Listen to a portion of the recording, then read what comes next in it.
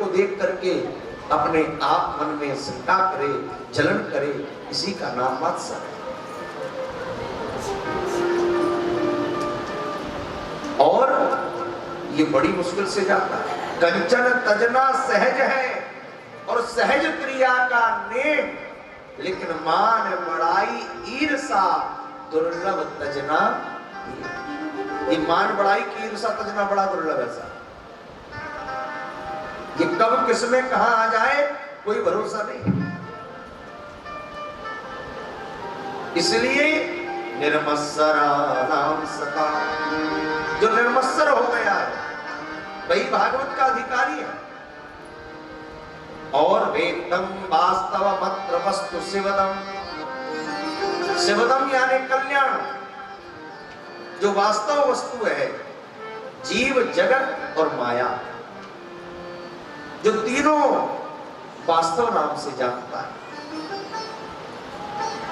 ऐसा जो समझ लेता है उसके तीनों तापों का उन्मूलन प्रभु कर देते हैं। तापत्रयो मूलनम। और बोले भैया अगर हम कपट रहित हो गए और निर्मत्सर हो गए फिर भागवत में आ सकते हैं? बिल्कुल आ सकते हैं। और भैया भागवत में अभी आए नहीं, और भागवत का फल क्या है? बोले आप अभी कथा में आए नहीं, आपको पता चला कि भैया वृंदावन धाम में कार्तिक महीने में कथा हो, अब पता चला तो इच्छा हुई कि चलो हम भी जाते उस कथा। अब आपने पता किया, संपर्क किया, रिजर्वेशन हो गया, अभी आए नहीं, बस मन में संकल्प हो गया कि जाएंगे। उसी क्षण जैसे ही आपने सोचा श्रीमद् भागवते महामुनि कृते किंबा परेश्वर श्रद्धोर्यत्य वरुद्धते त्रिकृतभि शुश्रूषुभि तत्क्षणा, उसी क्षण ठाकुर जी आपके हृदय में आकर विराजमान हो जाते हैं कि भैया ये भगत मेरी नगरी में आ रहा है, मेरी कथा में आ रहा है। उसी समय आपको फल दे देते हैं। लिखा शुश्रूषुभि अभी सुना नहीं, बोले तत्क्षणा अवरुद्धते, ठाकुर जी हृदय में आकर अवरुद्ध हो जाते हैं। अवरुद्ध यानी अभी आप सारे क्या है? बोले विराजमान है। जो विराजमान है वो कहीं जा भी सकता है, भाई आपकी इच्छा है आप उठ के बाहर भी जा सकते हैं क्योंकि आप विराजमान हैं। पर अवरुद्ध किसको कहते हैं? बोले ताला डाल दिया जाए दरवाजे में और कह दिया जाए दरवाजे का ताला 5 बजे खुलेगा। अब क्या हो गए? बोले अब अवरुद्ध हो गए। क्यों? बोले 5 से पहले तो बाहर जा नहीं सकते। तो ठाकुर जी हृदय में विराजमान नहीं होते महाराज। व्यास जी कहते हैं श्रद्धो यद्य वरुद्धते त्रिकृतभि शुश्रूषुभि तत्क्षणात्, भगवान आकर के भक्त के हृदय में अवरुद्ध हो जाते हैं, मतलब हृदय में कैद होकर बैठ जाते हैं कि फिर निकाले नहीं निकलते। कितना ही प्रयास करो। यहां ब्रज में तो ठाकुर ऐसे बस गए कि निकाले नहीं निकलते। हम तो परेशान हैं कि ठाकुर जी अंदर विराजमान हो जाएं। एक बार की बात, वृंदावन में यमुना के किनारे एक गोपी आंख बंद करके लगा समाधि बैठे। नारद जी वहां से निकले कि वाह ये कौन देवी है, तो उनका ध्यान लगाए बैठे, जरा पूछो। जाकर के नारद जी ने कहा कौन हो देवी? तो उस गोपी ने आंख खोली, नारद जी को देखा, प्रणाम किया। नारद जी बोले गोपी कौन को ध्यान लगा रही है? गोपी बोली महाराज जी काऊ को ध्यान व्यान मैं लगाएगी। तो बोले मैं तो आंख बंद करके या कन्हैया बाहर के कारवे के ताई बैठे। क्या कह रही है? बचवा समझ में आती है?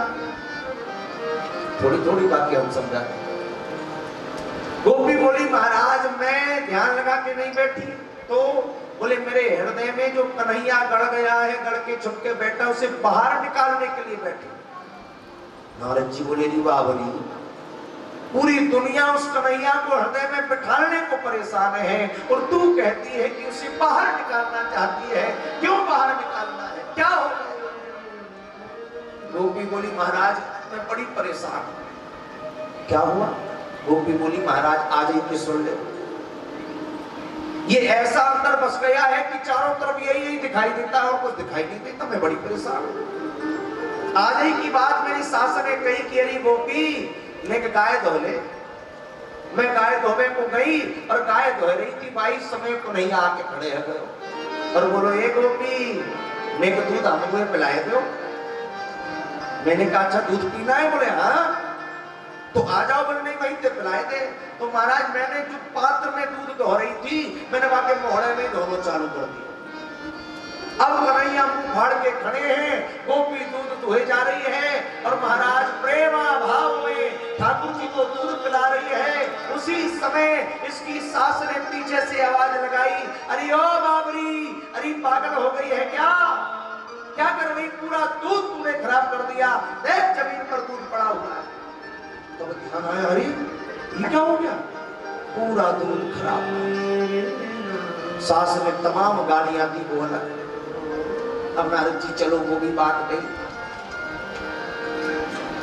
सास ने कहा कि चल धान कूट ले, चावल बनाना है। मैं धान कूटने के लिए गई, उखल उठा करके महाराज और मूसल से धान को पीस रही थी। भाई समय उपनैया फिरा के खड़े हैं और आकर के कहने लगा क्यों गोपी कैसी हो? अब नारद जी में बात करने में लग गई, धान कूट को रह गए। अब बात करती जाऊं ऐसो मोहित कर लियो यानी को कि महाराज समझ में ना आई का भाई। बड़ी देर हो गई तो सास झल्ला के आई, अरियो गोपी, अरियो बहू धान कुट गई, कब से कूटे जा रही, किससे बतिया रही है? पागल हो गई है क्या? अपने आप में बतिया रही है। तब मुझे ध्यान आया नारद जी की यहाँ तो कोई है ही नहीं और मैं पता नहीं किससे बतियाई जा रही हूँ। और नारद जी वो सब भी ठीक है, अभी मेरी सास ने कहा कि जा यमुना से जल भर के ला। ददिया सास के जमाने का मटका देकर पहुंचाया, मैंने मटके में जल भरा और उठाने ही वाली थी कि फिर वो कन्हैया आके खड़ा हुआ और बोला ये गोपी मैं तो भारी हो तो मैं उचवाए दूं। मैंने कहा इससे अच्छी बात क्या कन्हैया उचवाए थे।